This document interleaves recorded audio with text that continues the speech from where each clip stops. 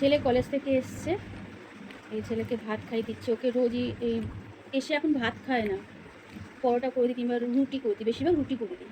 আজকে কলেজে পরোটা দিয়ে দিয়েছি টিফিনে, তো এখন ভাত খাচ্ছি। রাত্রিরে আমরা ভাত খাই না, আমরা রুটি খাই।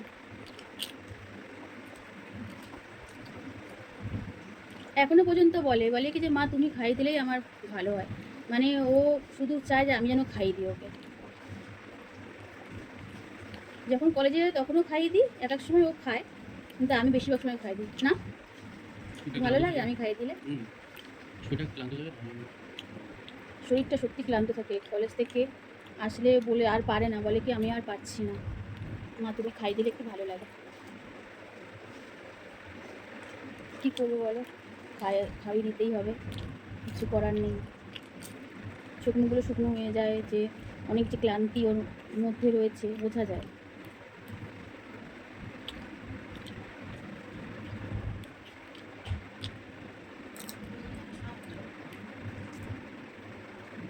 তো ঠিক আছে বন্ধুরা, খাইনি ছেলেকে।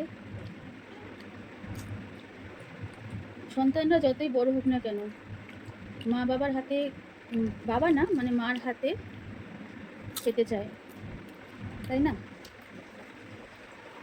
তাদের শান্তি মার হাতে খেলে।